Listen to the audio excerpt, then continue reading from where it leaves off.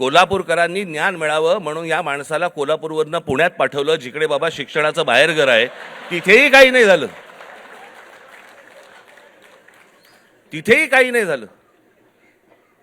आता असे शिक्षण मंत्री म्हटल्यानंतर जेनझींचा पारा सणकणार की नाही सणकणार, चढणार की नाही चढणार, की ही अशी माणसं आमच्या नशिबी आणून तुम्ही ठेवली आहेत. आत्ताच मी एक पंतप्रधानांचं आत्ता आलेलं काहीतरी एक निवेदन आत्ता मी पाहून आलो.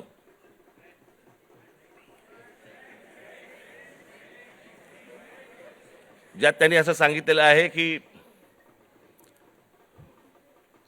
ज्या प्रकारचे व्हिडिओज आणि ज्या प्रकारची भाषा वापरली गेली ती अयोग्य आहे. मला मान्य आहे.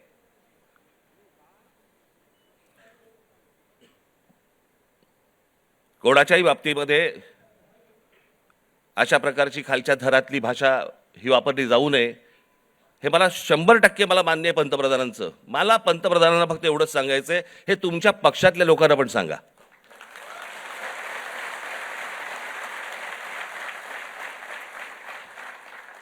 महात्मा गांधींपासून जवाहरलाल नेहरूंपासून इंदिरा गांधींपासून आत्तापर्यंत सगळ्यांपर्यंत आमच्यापर्यंत ज्या प्रकारची तुमची ट्रोलची जी काही टीम प्रत्येक राज्यांमध्ये जी बसवलेली आहेत, लोक बसवलेली आहेत, ते कोणत्या भाषेमध्ये आणि कोणत्या गोष्टी करत असतात मी पाहत नाही.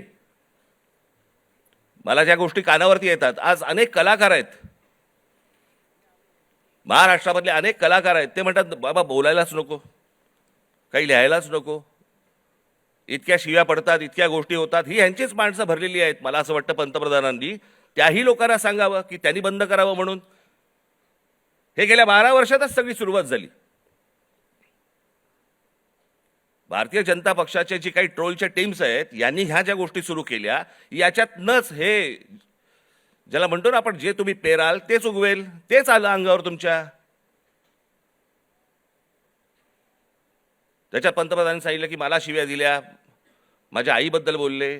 चुकीचंच आहे, हे मनापासून सांगतो मी, हे चुकीचंच आहे. पण माझी पंतप्रधानांना विनंती आहे, दुसऱ्यांनाही आया असतात.